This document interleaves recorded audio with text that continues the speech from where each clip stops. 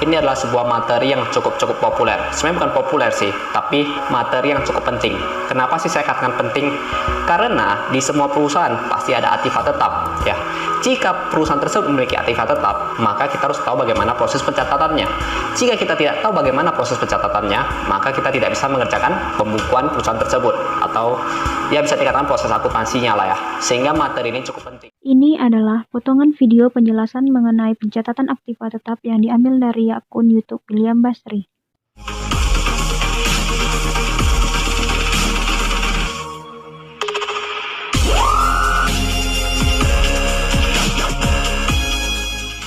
Aset tetap adalah properti atau peralatan perusahaan yang bertujuan untuk menghasilkan pendapatan. Nah, aset tetap ini memiliki sifat jangka panjang dan tidak bisa langsung menjadi uang tunai dalam waktu 1 tahun. Berbeda dari barang inventaris, di mana perusahaan barang inventaris agar mereka bisa menjualnya kembali secara langsung atau bergabung ke dalam produk yang akan dijual. Tujuan dan fungsi dari aset tetap. Aset tetap adalah aset berwujud yang berumur lebih dari 1 tahun yang dimiliki oleh perusahaan dengan tujuan untuk dipakai, bukan untuk dijual kembali. Aset tetap adalah aset berwujud yang berfungsi dalam operasi perusahaan dan tidak dimaksudkan untuk dijual dalam rangka kegiatan normal perusahaan. Nah, baiklah, selanjutnya ialah jenis aset tetap. Nah, jenis aset tetap ini ada 4. Yang pertama itu ada tanah, perbaikan tanah, gedung, dan peralatan. Tanah ini digunakan sebagai tempat berdirinya gedung perusahaan. Perbaikan tanah seperti jalan-jalan di seputar lokasi perusahaan, tempat parkir, pagar, dan saluran air bawah tanah.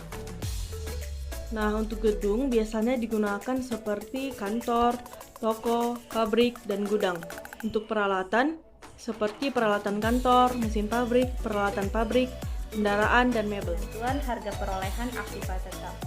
Menurut Haryono Yusuf, 2005-155, harga perolehan meliputi semua pengeluaran-pengeluaran yang diperlukan untuk mendapatkan aktiva tetap tersebut dan pengeluaran-pengeluaran lain agar aktiva siap untuk digunakan. Selanjutnya ada perolehan aset tetap. Di perolehan aset tetap terdapat beberapa. Yang pertama ada pembelian tunai, yang kedua ada pembelian kredit, yang ketiga tukar dengan surat berharga, yang keempat ada tukar dengan aset tetap lain yang serupa, yang kelima ada dapat dari hadiah atau donasi, dan yang terakhir ada perolehan aset melalui pembuatannya. Perbedaan aktiva tetap berwujud dengan aktiva tetap tidak berwujud. Pada aktiva tetap berwujud dicantumkan dalam neraca pada harga pembelian dikurangi dengan akumulasi penyusutan. Nah, pada aktiva tetap tidak berwujud itu langsung dicantumkan pada harga buku bersihnya. Amortisasi aktiva tidak berwujud dilakukan dengan cara mengkredit aktiva tetap tidak berwujud itu tersebut. Selanjutnya, ada penyusutan aktiva atau aset tetap. Aktiva tetap akan mengalami penurunan nilai atau yang sering disebut sebagai akumulasi penyusutan aktiva tetap. Nah, ada 4 hal yang akan mempengaruhinya. Yang pertama, harga perolehan.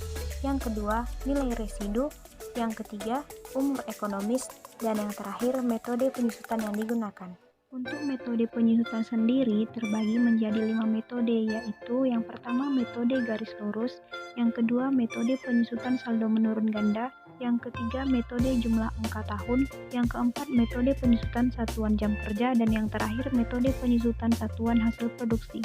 Sebelum menghitung besarnya penyusutan aktiva atau aset tetap, kita harus tahu dulu nih rumus-rumus dari masing-masing metode tersebut. Simak baik-baik ya.